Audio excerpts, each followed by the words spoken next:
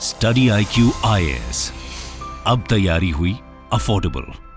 Delhi high court के justice Chandradhari Singh ji का यह मानना है कि हज करना एक संवैधानिक अधिकार है अंडर आर्टिकल 25। इसी बात पर आज हम चर्चा कर रहे हैं अबाउट आवर पॉलिसी वॉच। मैं हूं आशीष और आप देख रहे हैं study IQ's section of policy watch, जहां पर हम भारत सरकार के पॉलिसीज का विश्लेषण करते हैं।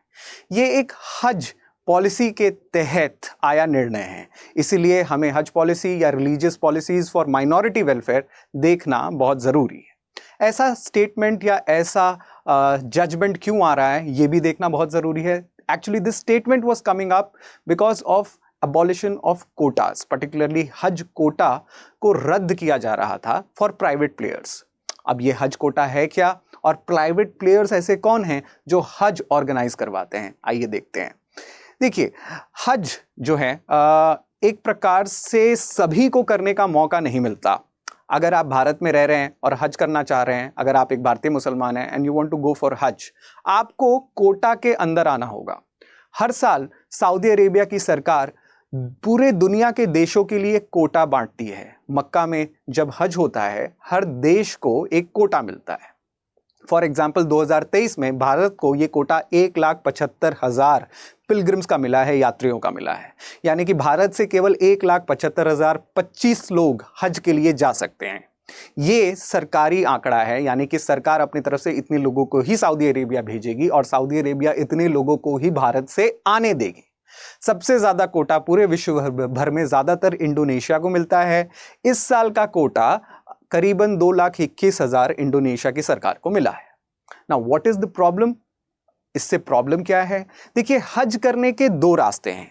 हज पॉलिसी जो 2018 से 2022 के बीच में लागू हुई थी, इस साल के लिए भारत सरकार के पास कोई हज पॉलिसी नहीं है। लेकिन 2018 से 2022 तक के हज पॉलिसी के हिसाब से हज करने के दो रास्ते हैं। एक रास्ता, आप सरकार को एप्लीकेशन देंगे, यानी कि हज कमेटी ऑफ इंडिया को एप्लीकेशन देंगे। हज कमेटी ऑफ इंडिया हज एक्ट 1959 के तहत बनी है, जो 2002 में अमेंड भी हुई थी। We will see that letter. लेकिन गवर्नमेंट रूट से, यानी कि सरकारी रूट से आप हज के लिए जा सकते हैं। जैसे ही आप हज कमेटी को एप्लीकेशन देंगे या अपने लोकल या स्टेट हज कमिटीज को भी एप्लीकेशन देंगे, वो एप्लीकेशन फॉरवर्ड होती है। बहुत सारे एप्लीकेशन आने के वजह से लॉटरीज निकलती हैं, ड्रॉज निकलते हैं और ज्यादा से ज्यादा कोटा सरकारी माध्यमों को ही मिलता है। यानी कि out of, if you can imagine, 1,75,000 में से ज्यादा कोटा गवर्नमेंट रूट्स वालों को ही मिलेगा या हज कमेटी को मिलेगा। लेकिन कुछ कोटा, फॉर एग्जाम्पल 20% या 30%, 20% या 30%, 1,75,000 सीट्स में से प्राइवेट हज ग्रुप ऑर्गेनाइजर्स को भी मिलता है, which is called as HGOs। अब ये हज ग्रुप ऑर्गेनाइजर्स का जो कोटा था, भारत सरकार ने सस्पेंड कर दिया। 25 मई 2023 की एक नोटिफिकेशन से भारत सरकार ने प्राइवेट लोगों का, जो प्राइवेट ऑर्गेनाइजर्स थे हज करवाने के, उनके कोटा को सस्पेंड कर दिया गया, रद्द कर दिया गया पूरी तरीके से। ऐसा क्यों किया गया? भारत सरकार की तरफ से ये रीजन दी गई कि वहां पर इररेगुलरिटीज हैं। हज ग्रुप ऑर्गेनाइजेशंस जो हैं, कुछ ना कुछ धांधलियां कर रही हैं। ये कैसी धांधलियां हैं हमें नहीं पता। We will see that particularly मई और फरवरी के बीच में आए हुए कुछ न्यूज़पेपर आर्टिकल से हम इस धांधलियों को देखना जा रहे हैं। We will go and see this irregularities. But justice Chandradhari Singh ने इन कोटास को, जो ये सस्पेंड हुए थे कोटास, उसको रद्द कर दिया। चंद्रधारी सिंह जी का मानना था कि हज करना हर भारतीय मुसलमान का एक रिलीजियस राइट है और ये religious right to freedom under article 25 उन्हें दिया ही जाना चाहिए। हज कमिटीज या हज प्राइवेट ऑर्गेनाइजिंग ग्रुप्स अगर धांधलियां कर रही हैं तो भारत सरकार उन पर कड़ी कार्रवाई करे या उन पर जांच जरूर करे। लेकिन उन लोगों का क्या, जिन्होंने ऐसे प्राइवेट कंपनीज में एप्लीकेशन दी है और साथ ही साथ हज पर जाने की पूरी तैयारी की है, उन्हें इस तैयारी से अलग नहीं करना चाहिए। उन्हें जाने का पूरा मौका दिया जाना चाहिए।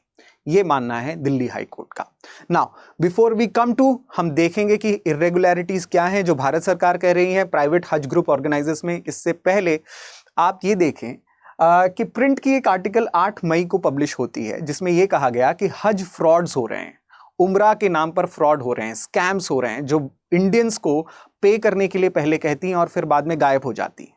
यानी कि जो हज ग्रुप ऑर्गेनाइजर्स हैं वो भारतीय मुसलमानों से पैसा ले लेती हैं हज के नाम पर, और उसके बाद जिस दिन आपको जाना होता है सऊदी अरेबिया की टिकट जिस दिन आपको मिलनी होती है वो आपको नहीं मिलती। दूसरी चीज, इस आर्टिकल में यह भी बताया गया है कि कभी कभार हज यात्रियों को फॉरेन वीजा के नाम पर या टूरिस्ट वीजा के नाम पर भेज दिया जाता है।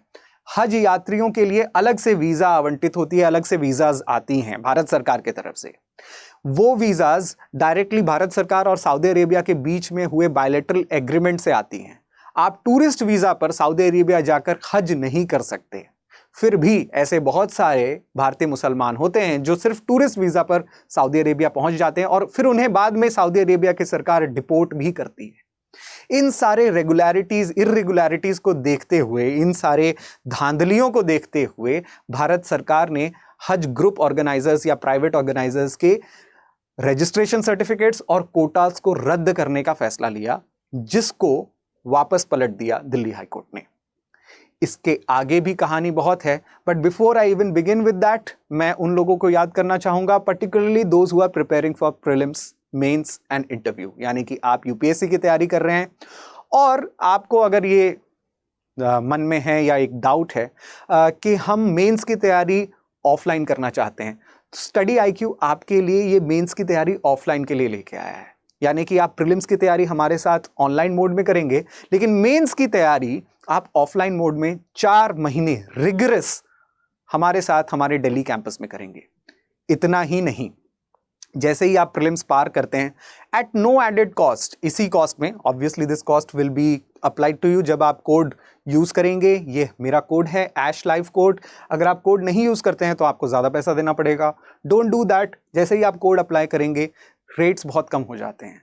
लेकिन इससे ज्यादा जरूरी बात यह है कि जब आप प्रीलिम्स पार करेंगे, मेंस की तैयारी एट नो एडेड कॉस्ट, इसी कॉस्ट पर हम आपको दिल्ली बुलाकर अपने मेंस रेसिडेंशियल प्रोग्राम में विथ लॉजिंग एंड बोर्डिंग, यानी कि रहने खाने पीने की सुविधा के साथ आपको करवाएंगे। देखिए, हमारा लक्ष्य बहुत सिंपल है। लक्ष्य यह है कि किसी भी प्रकार से एन के इन प्रकारेण, यानी कि हर संभव कोशिश की जाएगी कि आपका नाम फाइनल लिस्ट में आए।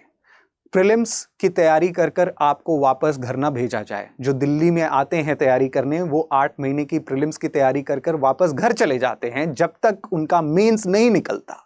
हम नहीं चाहते कि हमारे विद्यार्थियों के साथ, हमारे स्टूडेंट्स के साथ ऐसा हो। इसीलिए जैसे ही आप प्रीलिम्स पार करते हैं तब आपको दिल्ली बुलाकर हम 4 महीने तैयारी करवाते हैं इन आवर ऑफलाइन क्लासेस। साथ ही साथ ये पूरी 2 साल लंबी चलने वाली प्रक्रिया है। This is a 2 years big course जिसमें आंसर राइटिंग, इवैल्यूएशन, मेंटरशिप और साथ ही साथ इंटरव्यू की भी तैयारी की जाती है। इतना ही नहीं, सबसे बड़ी बात, if you are an English medium student तो आपके लिए इंग्लिश बैच अलग से है, एक्सक्लूसिव।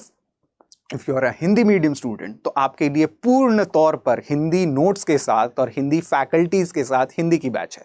और अगर आप हिंदी और इंग्लिश बीच में हैं, इंग्लिश बाइलिंगुअल क्लासेस अटेंड करना चाहते हैं, इंग्लिश में लिखना चाहते हैं लेकिन समझना और ज़्यादातर लेक्चर्स हिंदी में चाहते हैं, वो भी क्लास हमारे लिए या आपके लिए मौजूद है। So this is the most unique package जो हम शेयर कर रहे हैं हमारे स्टूडेंट्स के साथ, और आशा करते हैं that before 19th of June you will join in big numbers because this is a big opportunity. आगे बढ़ते हैं अबाउट द कमिंग स्टोरी। देखिए, ये सवाल लाजमी होना चाहिए, ये सवाल आना चाहिए कि सरकार हज यात्रा प्रोवाइड क्यों करती है या हज यात्रा फैसिलिटेट क्यों करती है। देखिए, हज कमेटी एक्ट 1959 में लागू हो चुका था। ये एक्ट एक प्रकार से भारतीयों को हज करने की सुविधा प्रदान कर रहा था। इतना ही नहीं, ये 2002 में वापस अमेंड भी हुआ और एक प्रकार से एक यात्री को ऑलमोस्ट 3 लाख रुपए लग रहे थे हज की यात्रा करने में। ऐसे में सरकार पहले हज की सब्सिडीज भी देती थी, यानी कि अगर आपको सऊदी अरेबिया जाने का प्लेन का भाड़ा चाहिए वो भी सरकार देती थी। वहां पर लॉजिंग, बोर्डिंग्स हैं, वहां की भी सब्सिडी सरकार दिया करती थी। और इसके वजह से around from the time period of 2000 से लेके till 2014 around 15 lakh Indian Muslims ने हज सब्सिडी का फायदा उठाया। लेकिन 2012 में एक जजमेंट आ रहा था और वो जजमेंट हज के सब्सिडी को खत्म कर रहा था। वो जजमेंट क्या है वो भी हम देखेंगे। लेकिन हज करना इस्लाम के 5 पिलर्स में, इस्लाम के 5 इंपॉर्टेंट वसूल में से एक है।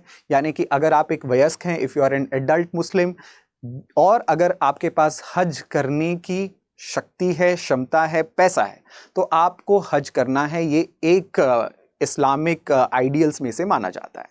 खैर, इसके बाद में हुआ ये कि 2012 में सुप्रीम कोर्ट की एक बेंच, जस्टिस अल्तमस कबीर और रंजना देसाई की बेंच ने ये कहा कि जो हज पर सब्सिडी दी जा रही है उसका दुरुपयोग हो रहा है। कैसे दुरुपयोग हो रहा है? फॉर एग्जाम्पल, भारत सरकार वीआईपी कोटास भी देती थी हज करने के लिए।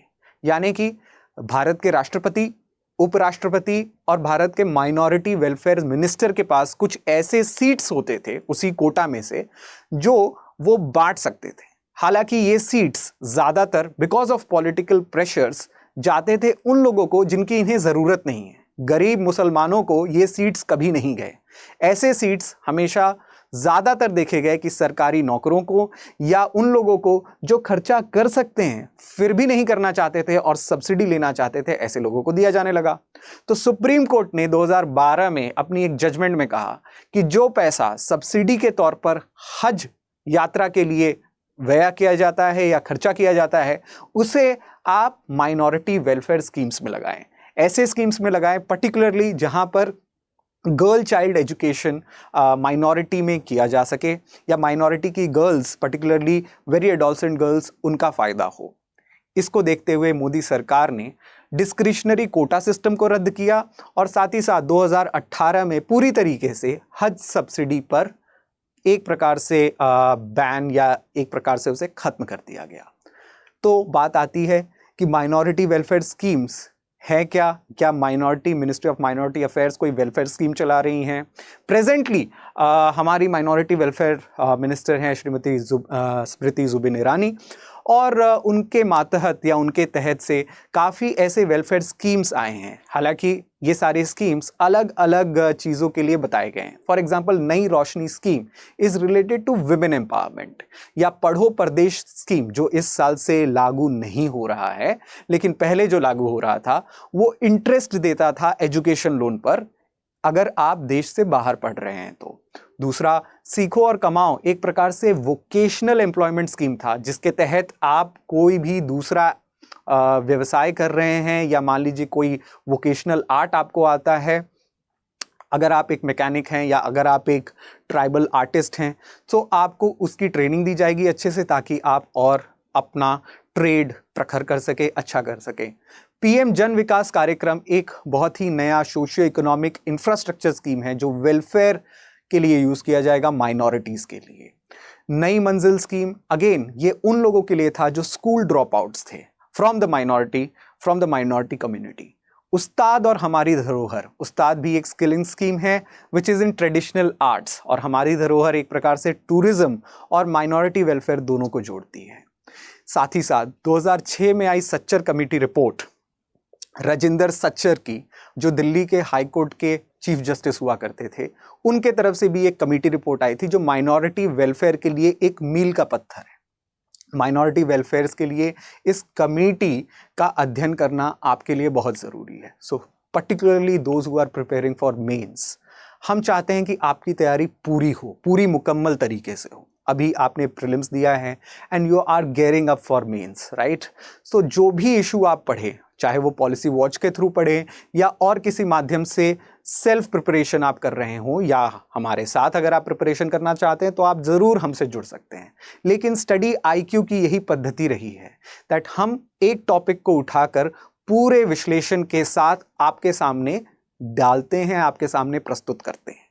हमारी कोशिश ये रहती है कि अगर मेंस में या इंटरव्यू में आपके लिए ऐसे क्वेश्चंस आए कि मान लीजिए क्या हज करना एक संवैधानिक अधिकार है, क्या आप इस अधिकार को सही मानते हैं या नहीं मानते हैं, तो आप एक इन्फॉर्म्ड राय दे सकते हैं।